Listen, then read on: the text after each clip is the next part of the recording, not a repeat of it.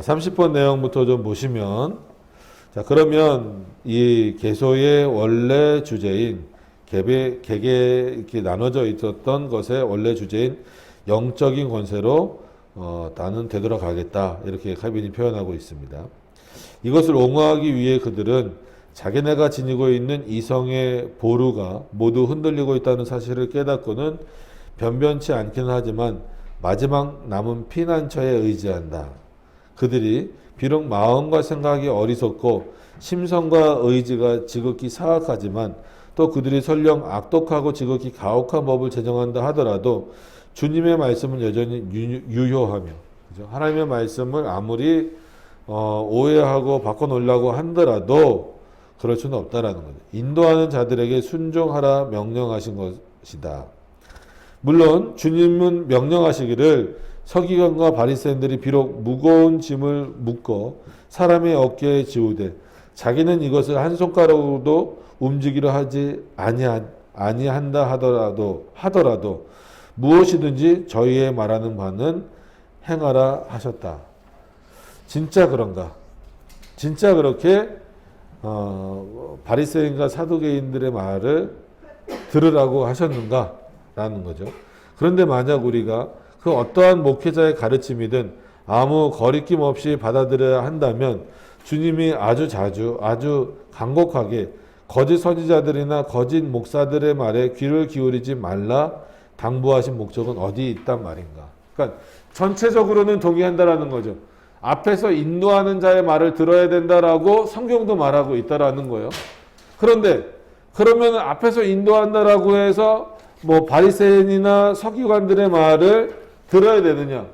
그건 아니라는 거예요. 예수님은 오히려 앞에 선자의 말을 들어야 된다라고도 말씀하시면서도 거짓 선지자들을 분별하라는 말씀을 끊임없이 하셨기 때문에 어떤 앞에 선자들의 말을 들어야 하는가에 대해서 분명하게 우리가 분별력을 가져야 된다는 겁니다. 만군의 여호와께서 이같이 말씀하시되 너희에게 예언하는 선지자들의 말을 듣지 말라. 분명히 그러니까 전체적인 성경의 말씀으로는 앞에 선자들의 말은 들으라는 거예요. 그죠? 선지자의 말을 들으라는 거예요. 근데 예레미야서에 보니까 만군의 여호와께서 들으라고 말씀하셨던 여호와께서 뭐라고 말씀하시냐면 너희에게 예언하는 선지자의 말을 듣지 말라. 왜 그럴까요? 지금 이때 이 선지자는 거짓 선지자니까 그렇다는 거예요. 그러니까 혼돈하시면 안 돼요. 선지자의 말은 이렇게 질문하면 어떻게 답해야 될까요? 선지자의 말은 들어야 될까요? 안 들어야 될까요? 들어야죠. 하나님의 말씀으로. 그죠? 그게 1차적으로 맞는 답인 거죠. 그럼에도 불구하고 그럼 모든 선지자의 말을 들어야 되느냐라고 했을 땐 그렇지 않다라는 거예요. 어떤 선지자의 말? 하나님의 말씀을 바르게 전하는 참된 선지자의 말을 분별하여 들으라는 거예요. 그러니까 로마 카톨릭이 지금 그 말씀을 가지고 자기네 정당성을 찾는다는 거예요. 자, 봐라. 성경에 앞에서 인도하는 자의 말을 들으라고 하지 않았느냐. 이게 하나님의 말씀이다. 그럼 너희도 우리 말을 들어야 되지 않느냐? 라고 했을 때 칼빈은 반박하기를 아니다. 예수님도 그랬고 성경에서 그러니까 구약 성경에서도 그랬고 거짓 선지자들을 조심하라고 늘 말하고 있다. 바울도 오늘 우리 사도행전 오전에 읽었잖아요. 거기서 뭐라 그래요? 내가 이제 에베소에서 떠날 건데 분명히 내가 에베소에서 떠나면 너희들에게 어떤 자들이 들어올 거다. 너희를 미혹히 하는 거짓 선지자들이 들어올 거다. 그 자들을 분별하라. 그 얘기는 뭐예요? 그들의 말을 들으라는 거예요? 듣지 말라는 거예요. 누구의 말을 들어야 하는가? 그러니까 하나님의 말씀을 들어야 되는 건 사실이지만 하나님이 직접 우리 귀에다 대고 말씀하시는 분은 아니란 말. 그랬을 때는 어떤 앞에 선자들의 말을 들어야 하는가를 분명히 우리는 분별해야 된다는 거죠. 그래서 예레미야 말씀 보세요. 선지자의 말을 듣지 말라. 그들은 너희에게 헛것을 가르치나니. 원래 선지자는 아니죠. 뭘 가르쳐요? 참된 것을 가르치는 자들이죠. 그들의 말한 묵시는 자기 마음으로 말미암은 것이요 여호와의 입에서 나온 것이 아니니라. 또 이런 말씀을 하신 목적은 무엇인가? 거짓 선지자들을 삼가라. 양의 옷을 입고 너희에게 나오나. 이게 참 어려운 거죠. 늑대처럼 나오면 구별이 되잖아요. 보면 알잖아요. 근데 양의 옷을 입고 오면 속잖아요. 그래서 조금 다른 거를 그냥 좀 다른 것으로, 그렇지만 함께 할 수 있는 것으로 이렇게 생각하시지 않았으면 좋겠어요. 조금 다른 게 오히려 얼마나 큰 위험성을 우리에게 제공하고 있는가를 보셔야 된다는 거예요. 속에는 노략질하는 일이라. 또한 요한이 우리에게 한 당부도 허사가 될 것이다. 영들이 하나님께 속하였나 시험하라. 그죠? 영적인 부분에 대한 판단. 그래서 뭐 보통 이제 마르크스주의 같은 경우도 평가하기를 그런 책도 있어요. 마르크스가 사단의 영감을 받은 존재다. 뭐 이런 평가를 한 책들도 있어요. 그러니까 그런 것들을 보면 결국은 그들을 따르는 자들의 나타내는 결론은 뭐예요? 하나님의 말씀을 버리게 되는 거잖아요. 그런 부분들은 우리가 상당히 조심해야죠. 근데 그 배경이 왜 이런 말씀을 드렸냐면 마르크스도 그렇고 칸트도 그렇고 어떻게 보면 결과적으로 하나님을 부정했던 인물들의 배경을 보면 다 기독교적인 배경이에요. 그러니까 이런 부분들을 잘 분별하지 못하면, 영적 분별력이 없으면 상당한 혼란을 겪을 수밖에 없습니다. 그래서 뭐 종교는 아편이라고 말한다든지, 아니면 하나님 없는 인간을 만들자, 뭐 우리가 하나님처럼 되자, 뭐 이런 어떤 그런 표현들이 전부 다 그런 부분들에서 나온 거죠. 자, 이 심판은 천사도 예외가 되지 않고 사단의 거짓말은 더더욱 그렇다. 하지만 다음 말씀은 무슨 뜻인가? 만일 소경이 소경을 인도하면 둘 다 구덩이에 빠지니라. 너희가 한번 대답해 보라는 거예요. 이 말씀은 어떤 목자의 음성을 들어야 하느냐는 문제, 또 모든 사람의 말을 무턱대고 듣지 않는다는 것이 얼마나 중요한지를 충분히 밝혀주고 있지 않는가라고 말하고 있습니다. 그러므로 그들이 자기네의 직함으로 우리를 놀라게 하여 우리로 하여금 자기네의 맹목에 동참하게 만들 명분이 없다라는 것이죠. 이와는 반대로 우리가 보는 것처럼 주님은 우리를 놀라게 하사 우리가 다른 사람들의 오류로 인해 사람들이 그 어떠한 이름으로 자기의 정체를 숨기든 미혹을 당하는 것을 막으시고자 특별한 조치를 취하셨다. 이는 주님의 말씀이 진리라 한다면 소경인 지도자들은 그들이 제사장이라 불리든 감독이라 불리든 사제관이라 불리든 상관없이 자기 동료들은 자기들과 똑같은 낭떠러지로 끌고 가는 일밖에는 할 수가 없다라는 거죠. 그래서 그 직책에 속지 마시라는 것을 늘 말씀드리는 거예요. 31번. 법에 관한 두 번째 부분을 취급할 일이 남아있다. 법이 우리에게 100배나 더 부당하고 해로운 것이라 하더라도 하나도 남김없이 다 준수해야 한다고 그들은 주장한다. 이는 여기서 문제가 되는 것은 우리가 오류에 동의하느냐가 아니라 오직 우리가 윗사람들의 가혹한 명령에 복종하고 그것을 견뎌야 하는 것이고 우리가 거역하는 것은 있을 수 없기 때문이라는 것이다. 하지만 여기서도 주님은 당신의 말씀의 진리로 우리를 지극히 잘 도우시사 우리를 이 같은 속박에서 풀어 자유를 주신다. 이 자유는 주님이 그의 거룩한 피로 우리를 위해 사 주신 것이다. 이는 여기서는 그들이 악랄하게 거짓말하는 것과는 달리 우리가 우리 육신에 가해지는 무슨 무거운 압력을 견뎌내는 것만 문제가 되는 것이 아니기 때문이다. 더 중요한 문제는 양심이 그 자유를 빼앗기고 노예처럼 고통받는다는 것이다. 그 자유는 그리스도께서 그 보혈로 허락해 주신 것인데 말이다. 그러나 이 문제조차 마치 별로 중요한 문제가 아니라도 한 것처럼 그냥 지나치기로 하자. 그러니까 더 큰 문제로 가자는 거예요. 그러니까 이게 뭐 무슨 내용입니까? 지금까지 그 31번의 그 내용이 법을 무조건 지켜야 되는 거 당연히 맞죠. 근데 그게 하나님의 말씀에 위배되는 것이라면 법을 지켜야 된다는 것만으로 강요될 수 없는 부분들이 있다라는 거예요. 그래서 교회에 주어진 저항 정신이 있는 거죠. 칼빈처럼 펜을 들든지 아니면 뭐 이거를 너무나 명확하게 구분하는 사람들도 있는데 그렇게 구분하는 건 옳지 않다라고 말씀을 드렸어요.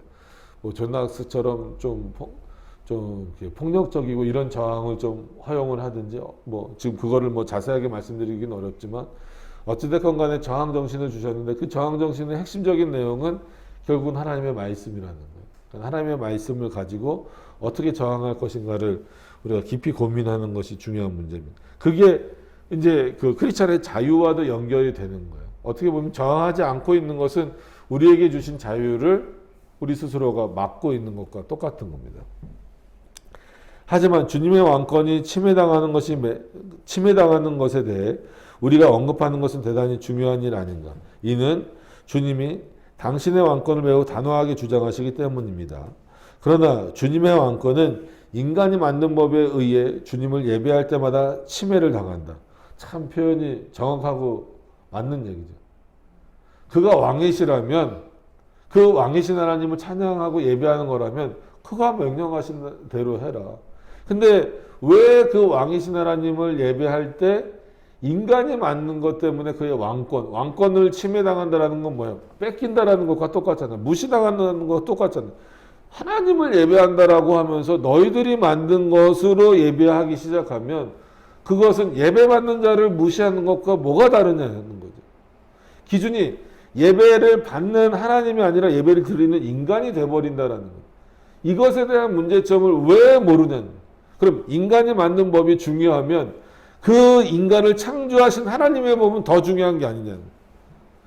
마치 상위법 개념으로 놓고 보면 하나님의 법 아래 모든 것은 다 하위법이잖아요. 그럼 이 하위법들은 상위법인 하나님의 말씀에 철저하게 근거되어져야 되고 그것에 그 하나님의 말씀에 오류가 있는 법이라면 우린 버릴 수밖에 없다라는 거예요. 근데 왜 못 버리고 가지고 있는? 그렇다면 하나님의 왕권을 갖고 계신 하나님께 예배드린다 하더라도 왕권을 뺏어버리는 결과가 되어버린다는 거죠. 이는 오직 주님만이 당신에 대한 예배와 관련된 법을 제정하시는 분으로 여겨지는 것이 주님의 뜻이기 때문이다. 중요한 문장이죠. 오직 주님만이 당신에 대한, 즉 하나님에 대한 예배와 관련된 법을 제정하시는 분으로 여겨지는 것이 주님의 뜻이다. 인간이 제정할 수 없다라는 것. 그리고 이것을 아무것도 아니다 여기는 사람이 없어야 된다. 근데 요즘에 참 그런 분위기가 많죠. 그거는 괜찮아요. 그 정도 괜찮아요. 이건 문제될 거 없어요. 그게 뭐 크게 문제가 됩니까? 다 이런 분위기예요. 그죠?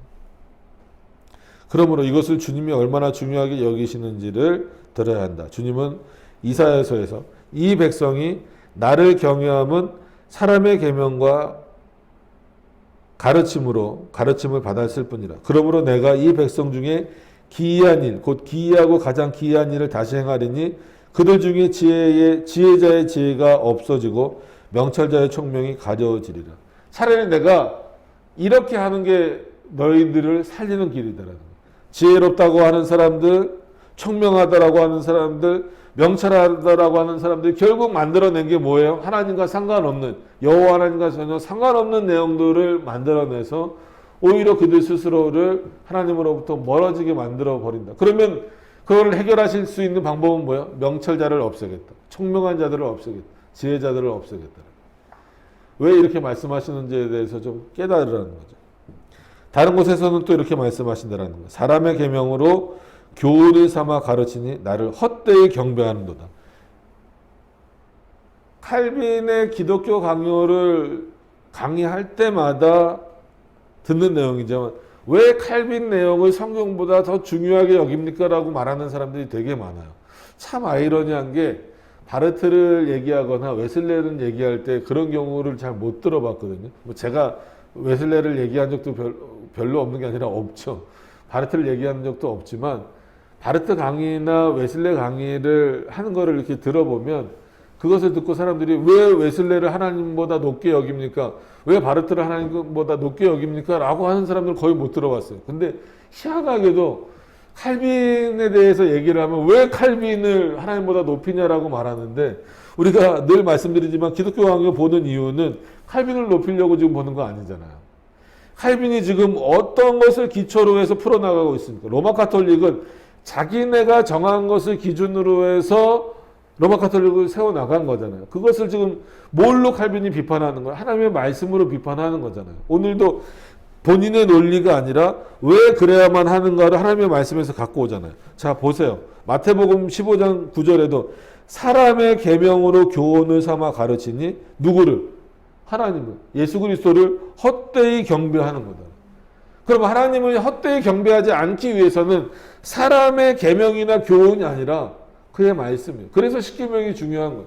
나 외에 다른 신을 섬기지 말라. 근데 왜 인간의 계명을 갖다 넣냐는 거예요. 안식일을 거룩히 지키라.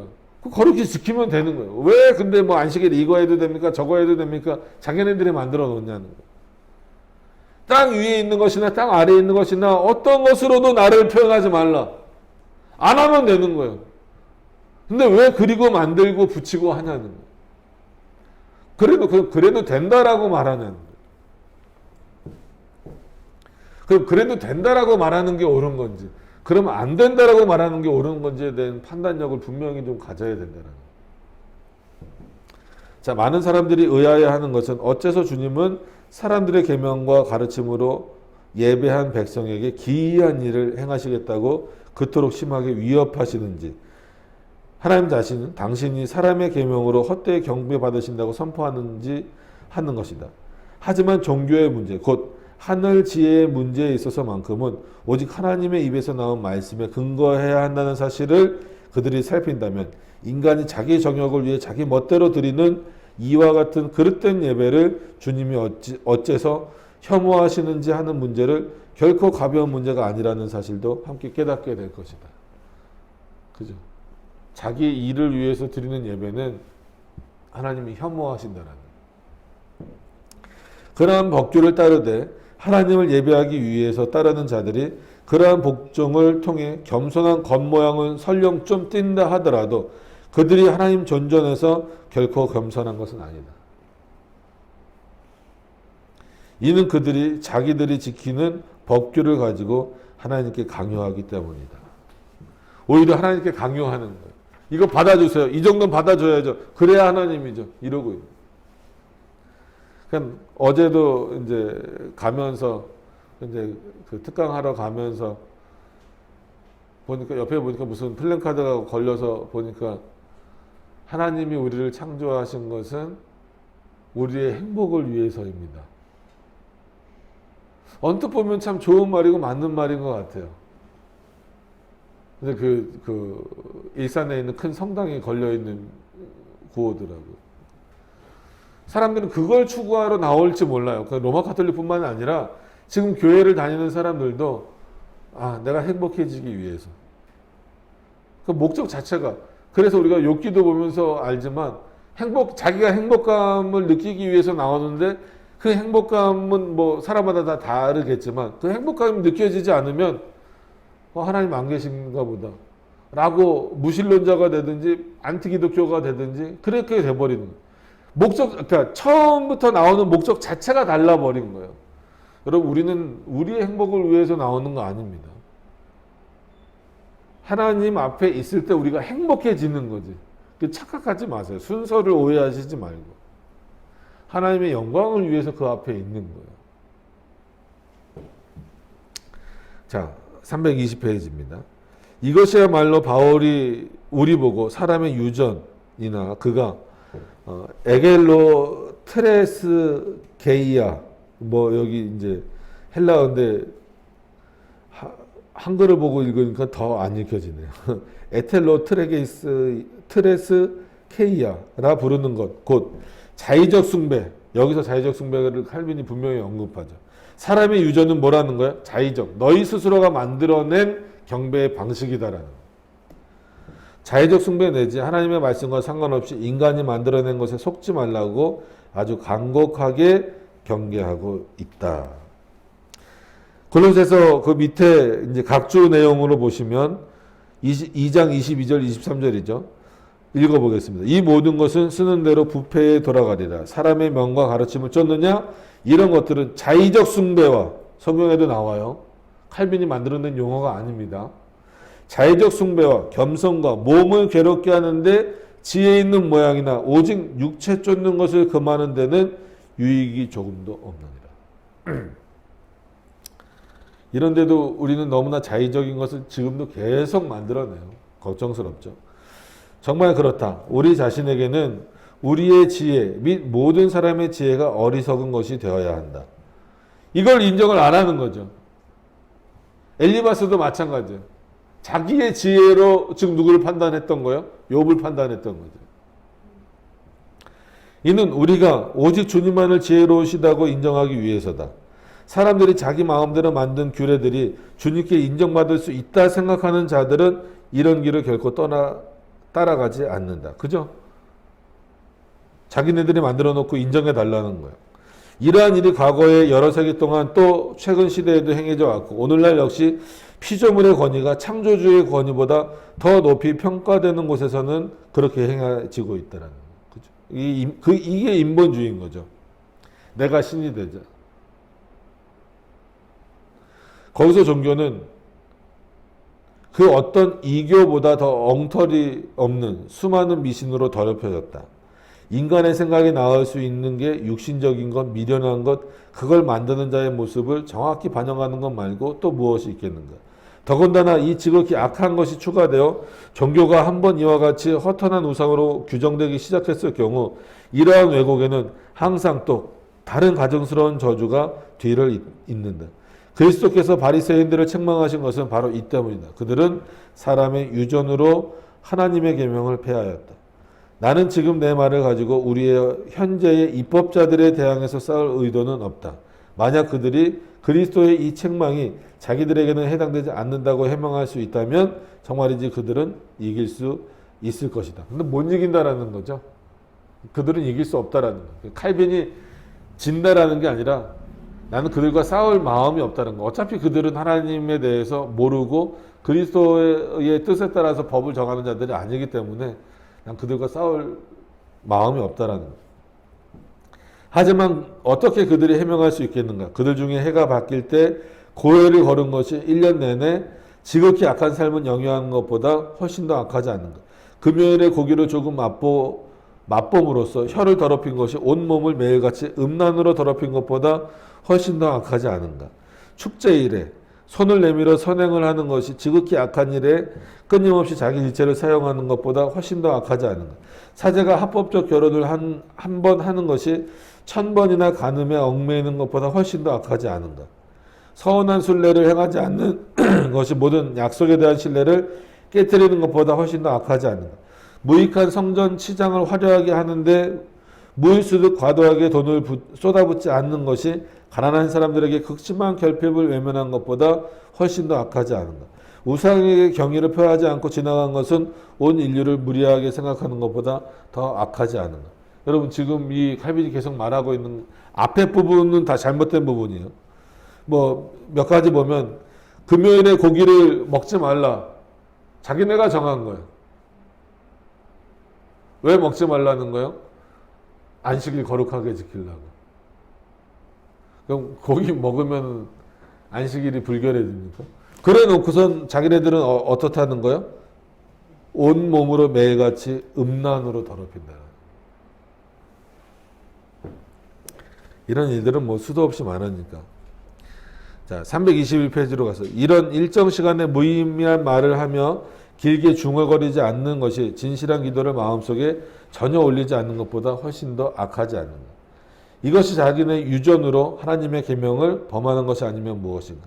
하나님의 계명 준수는 그저 냉랭하게 가볍게 권하면서도 자기네 명령에 대해서는 철저한 순종은 열심히 강력하게 촉구하되 마치 경건의 모든 능력이 자기네 속에 있기라도 한 것처럼 그렇게 한다라는 거죠. 그죠? 하나님의 말씀보다 고해성사가 더 중요한 거예요. 예를 들면 이게 무슨 의미가 있냐는 거예요. 하나님의 법을 어긴 것에 대해서는 속상금을 통해 경미한 처벌을 가하는 반면 자기네 교령은 단 하나도 혹은 아주 조금이라도 위반했을 경우는 결코 경미한 처벌로 끝나지 않고 감옥이나 불이나 칼로 다스린다. 이게 종교적인 공포 정치였죠. 그죠? 하나님을 멸시한 자들에 대해서 그들은 그렇게 가혹하거나 준엄하지 않지만 자기네를 멸시한 자들에 대해서는 무자비한 증오심을 가지고 끝까지 추적한다. 지금도 마찬가지입니다. 그죠? 요즘에 교황 욕해 보세요. 큰일 나죠. 하나님 욕하는 거에 대해서 별로 관심이 없어요. 교황 욕하면 아주 난리 나잖아요.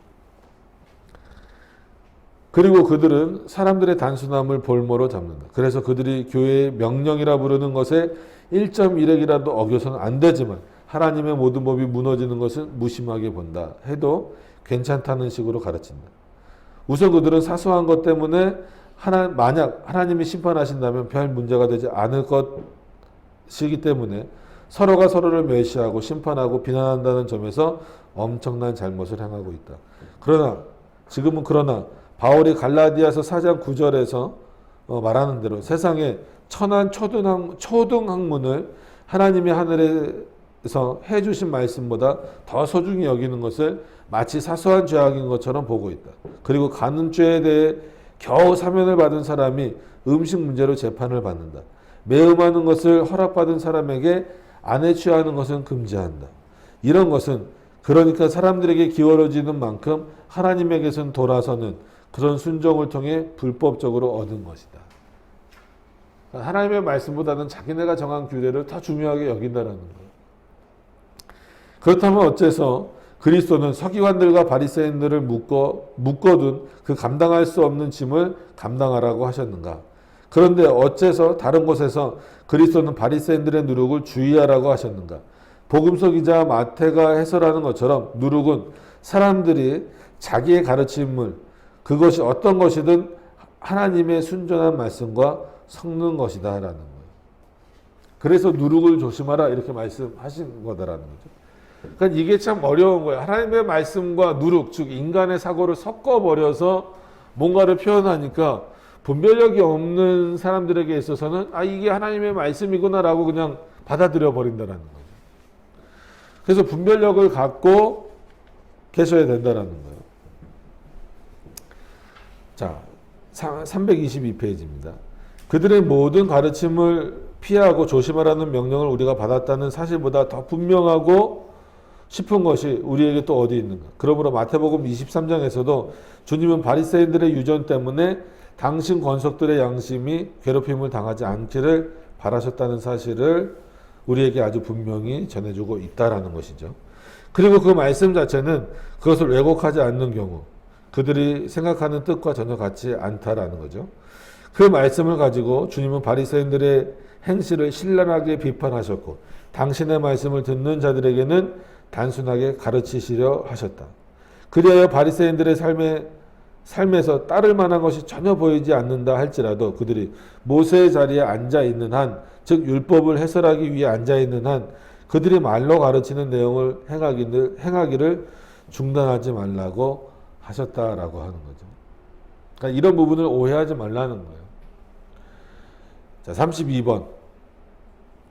하지만 무지한 사람들은 대부분 인간의 유전으로 말미암아 신자들의 양심이 불경건하게 속박을 받고 하나님을 헛되이 섬기게 된다는 말을 들을 때 교회의 질서를 세우는 모든 법을 똑같은 칠로 지우려고 한다. 여기서는 이러한 사람들의 오류에 대해서도 대처하는 것이 필요하다. 정말이지 여기서는 속기가 아주 쉽다. 이는 처음 보아가지고는 전자와 후자의 차이가 얼마나 큰지 즉각 드러나지 않기 때문이다. 그러나 우리는 이 문제를 천천히 몇 마디 말로 최대한 명료하게 설명하여 아무도 유사점으로 인해 해를 입지 않도록 하겠다. 자, 뭐를 먼저 교류해야 되냐면 우리가 아는 대로 모든 인간 사회에는 공동의 평화를 증진하는데 화합을 유지하는 데 기여하는 무슨 정치 시스템이 필요하다. 또 무슨 일을 행하는 데는 규례를 지키는 것, 그러니까 공동선, 심지어는 인간성 자체와 관련되는 규례를 지키는 것이 필요하다. 사실이 그렇다면 이것은 특히 교회에 적용되는 말이다. 교회는 모든 것이 질서정연하게 구성되어 있을 때 가장 잘 유지된다. 또 화합 없이는 그 어떠한 교회도 존재할 수 없다. 이런 까닭에 만약 우리가 교회의 안녕에 가장 도움이 되는 일을 하고자 한다면 모든 것을 적당하게 하고 질서대로 하라고 바울이 명하는 것에 완전 세심한 주의를 기울여야 한다. 그러나 인간의 습성 속에는 엄청난 다양성이 있고 인간의 마음에도 변화가 많고 판단과 기질에서도 싸울 가능성이 매우 많기 때문에 어떠한 정치 시스템을 시스템도 확실한 법령에 기초하지 않으면 견고하게 유지되기 어렵고 그 어떠한 규례도 모종의 정해진 형식 없이는 지켜지는 것이 불가능하다. 세상 정치도 그렇고 이제 세속권세도 나오겠지만 교회도 마찬가지다라는. 더 확고한 것에 서야 되는데 더 확고한 것은 변화하는 인간, 그 본성적으로 악한 인간의 법이 아닌 하나님의 말씀에 근거해야 된다는 거예요. 그러므로 우리는 그러한 유익을 주는 법령을 정죄하는 것이 결코 아니다.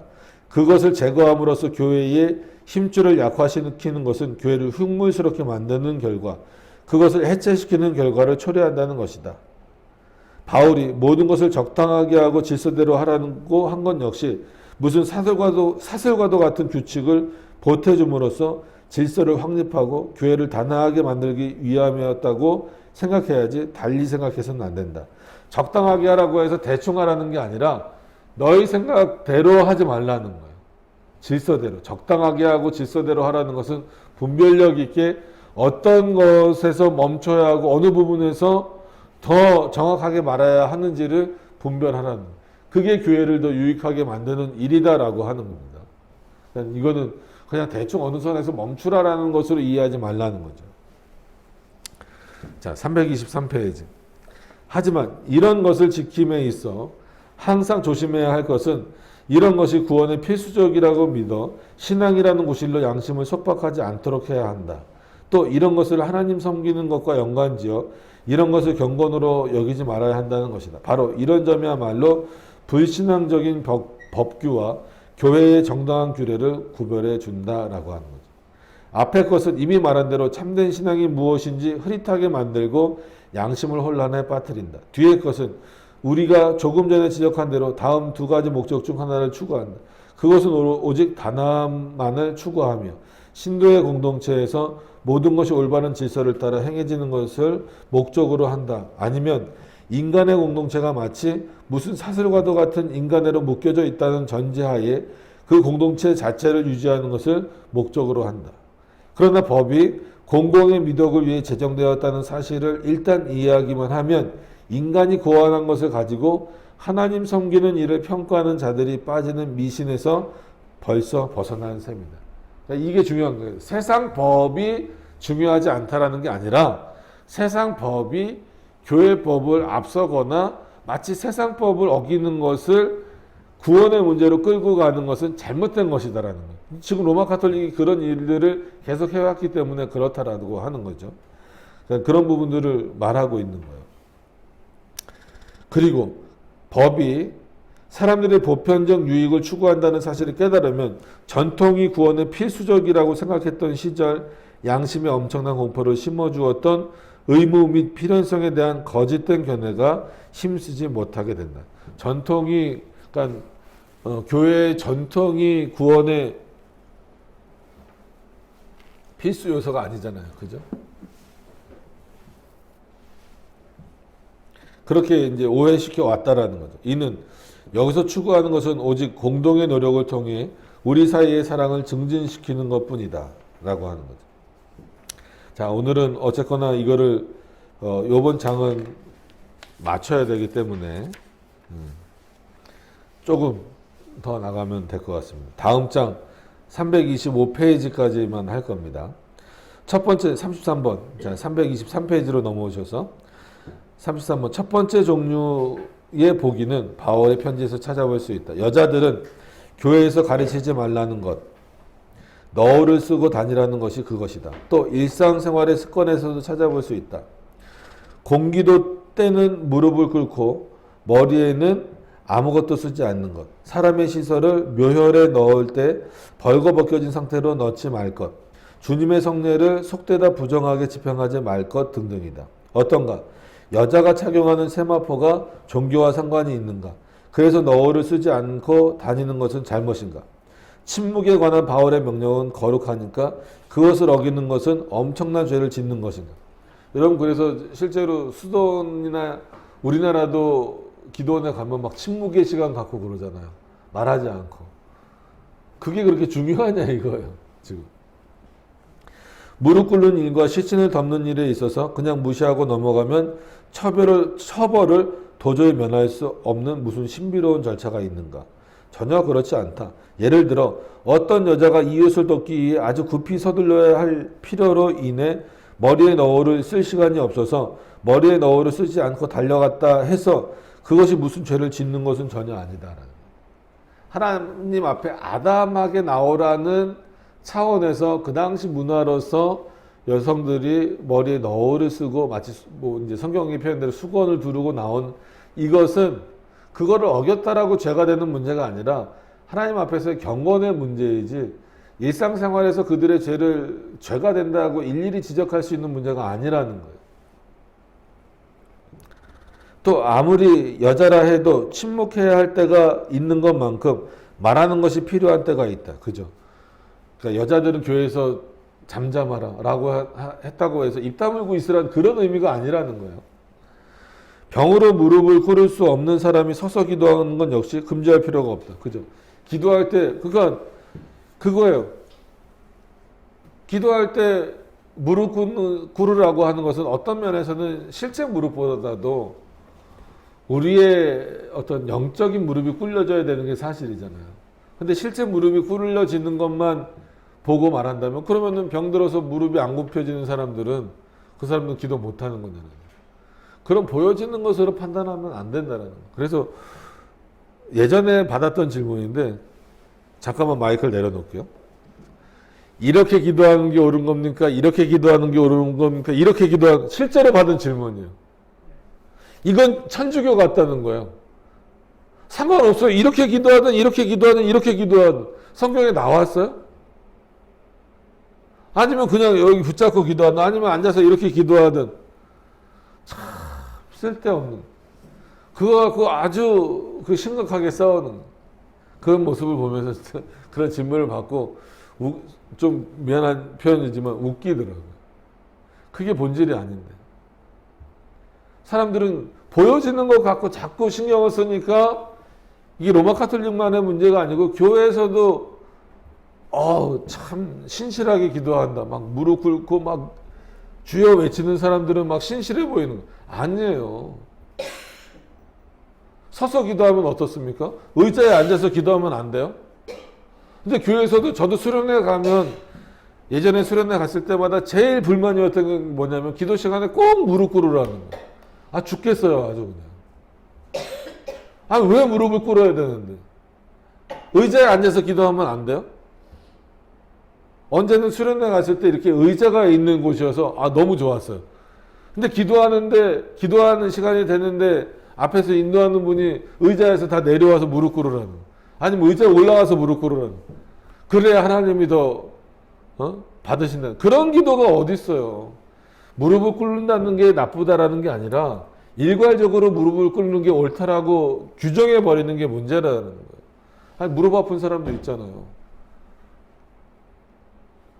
저는 좌식이 싫어요. 그래서 음식점 가도 앉아서 먹는 거 별로 안 좋아해요. 의자 있는 거 찾아요. 사람마다 다 다른 거죠.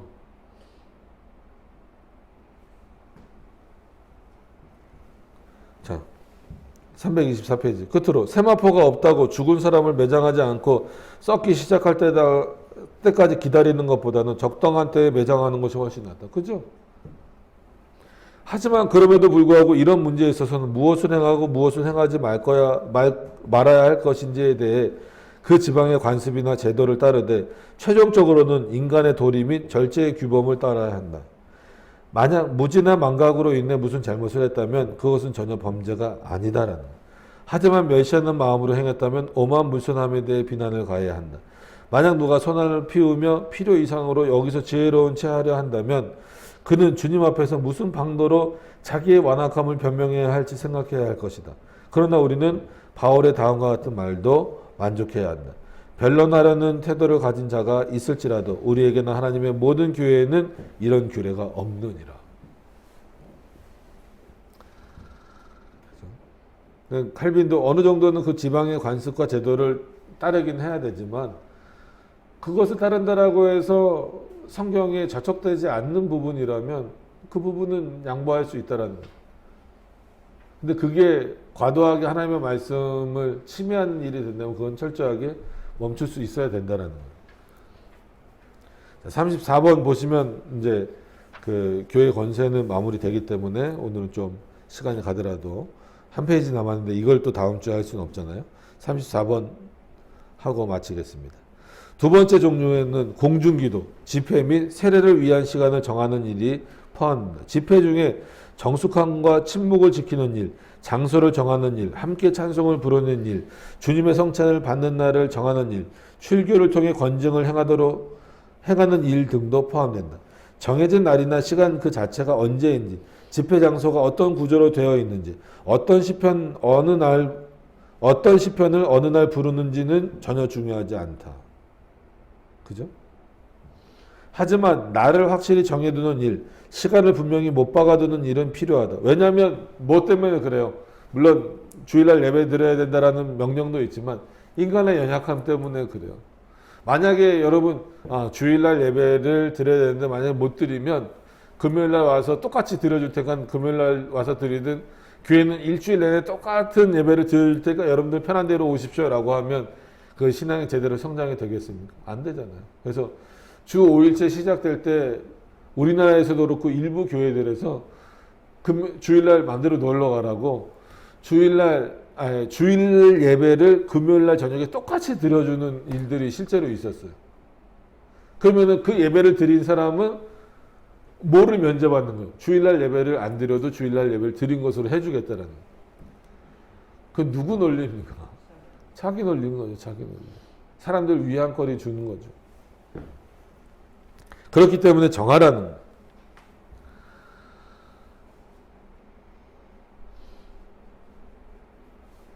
거예요. 하지만 나를 정해두는 것, 또 평화를 유지하는데 좀 더 필요하다 생각된다면 모든 사람들은 수용하기에 적당한 공간도 있어야 된다. 적당한 공간이요. 화려하게 치장하라는 게 아니고. 공공질서에 관련된 것을 각자가 원하는 대로 변경하는 것이 만약 허락된다면 그런 것에서 일어나는 혼란이 장차 얼마나 많은 분쟁의 시가 될지 알 수 없지 않는가. 이는 중립적인 것처럼 보이는 일이라 해도 각자의 뜻에 맡길 경우 모든 사람이 그것을 좋아하는 일은 절대 없을 것이기 때문이다. 그러므로 아주 주밀하게 살펴서, 즉 세밀하게 살펴서 이 순수한 목적을 퇴색시키려거나 흐리게 만드는 오류가 절대 발생하지 못하게 해야 된다. 이러한 목적이 달성되려면 어떠한 규례든지 그 유익함을 분명히 보여주어야 할 것이고 그 수는 최소한으로 줄여야 할 것이며 또 특별히 사악한 견해의 발생 소지가 없도록 신실한 목회자의 가르침이 더해져야 할 것이다 라는 거죠. 그래서 바른 교리의 교육이 이만큼 중요하다라는 거예요. 그런데 이런 사실을 알게 되면 우리 각자는 모든 일의 자유를 누리게 될 것이고 그럼에도 불구하고 우리가 말했던 단아함이나 사랑의 법이 요구하는 한 누구든지 자기 자신의 자유를 자발적으로 제한하게 될 것이다. 크리스찬의 자유랑 계속 연결된다라고 해요. 자기의 자유를 자발적으로 왜 제한합니까? 하나님 앞에서 단아하고 사랑의 법을 지켜나가기 위해서. 그 교회의 권세를 분명하게 순종하기 위해서 자기에게 주어진 자유라고 하는 것을 제한할 수도 있어야 된다는 거예요. 근데 그냥 내 자유니까 내 마음대로 한다 이래버리면 참 걱정스러운 거죠. 다음으로 이런 규례를 지키는 과정에서 우리 자신이 아무런 미신에 빠지지 않게 될 것이고 다른 사람들에게 그것을 지키라고 요구하는 것을 지나치게 까다롭게 하지 않게 될 것이다. 그죠? 하나님의 말씀 안에만 있으면 미신에 빠질 이유가 없죠. 예배 의식을 많이 행한다 해서 하나님을 더 잘 섬긴다 생각하는 일도 없을 것이고 아주 속 시원해요. 칼빈이요. 매일 예배 드리는 것에 대해서 비판하지 않아요. 좋다 이거예요. 그런데 매일 예배 드리는 게 더 경건하다라고 말하지도 않아요. 어떤 의미인지 아시겠죠? 매일 예배 드리면 일상생활은 어떻게 합니까? 안 되죠. 외적인 규율이 다르다라고 하여 어느 교회가 다른 교회를 멸시하는 일도 없어야 된다는 거예요. 그죠? 교회마다 그 수준 차이가 있고 하기 때문에 다 멸시하면 안 된다는 거예요. 비판하지 말라는 거예요. 끝으로 우리가 여기서 영원한 법을 우리 자신을 위해 제정하지 않는다면 규례의 모든 용도와 목적을 교회를 세우는 일과 연관짓게 된다. 이것을 위해 필요하다면 어떤 규례를 바꾸는 일뿐 아니라 예전부터 우리가 지켜오던 어떤 규례도 폐기하는 일을 아무 꺼리낌 없이 행할 수 있다. 그래야죠. 우리가 만약에 어떤 일을 계속 해왔어요. 근데 그게 잘못됐다라는 것이 확인이 됐어요. 그러면 여태까지 해왔는데 이거 어떻게 없앱니까? 목사의 권위가, 교회의 권위가 무너지는 거 아닙니까? 왜 그것만 두려워하냐는 거예요. 왜 그것만 싫어하냐는 거예요. 여태까지 잘못해 왔기 때문에 그것 때문에 하나님을 잘못 예배하고 잘못 섬겼다라는 것, 그게 얼마나 큰 문제인 것이라는 것에 대해서는 깨닫지 못하는 거예요.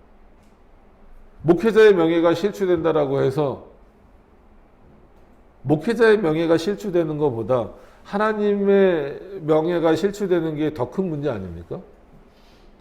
잘못 하나님을 섬기는 것 때문에 하나님의 말씀이 오해되고 우상을 숭배하게 되는 게 더 큰 문제 아닙니까?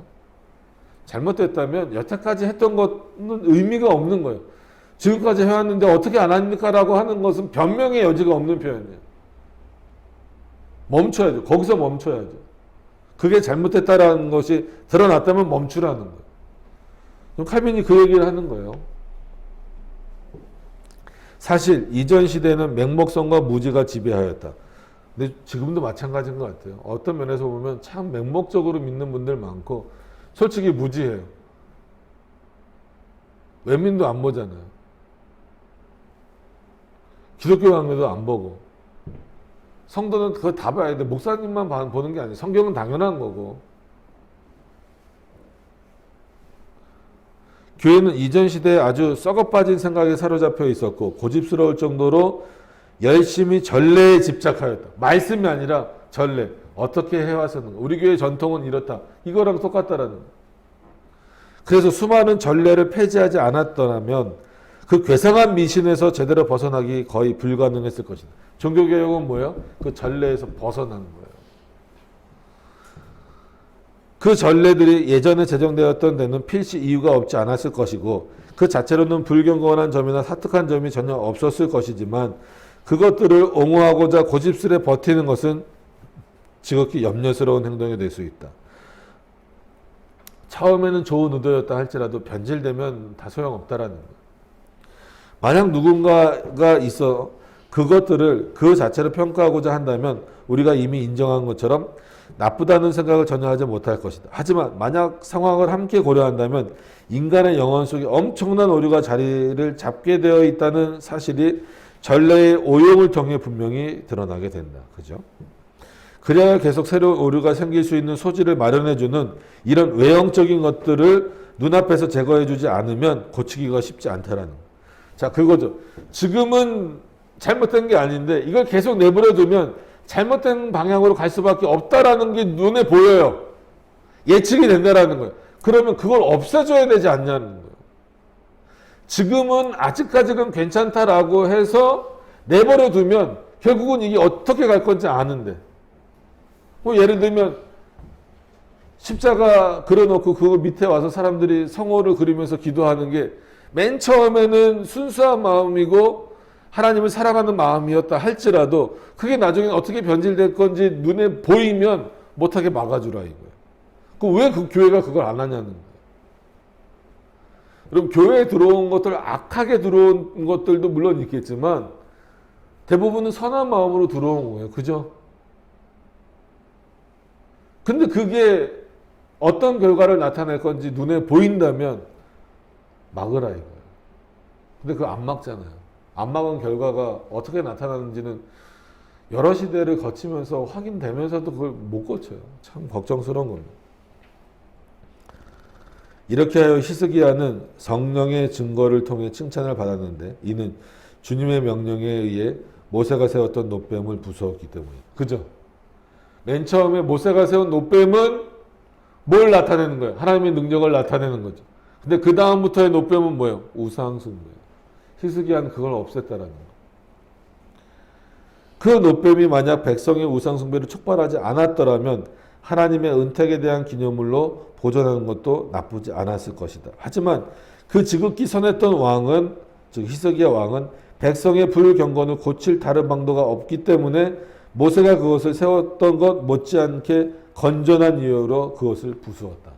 아, 정말 멋진 표현이죠. 그죠? 멋진 예고.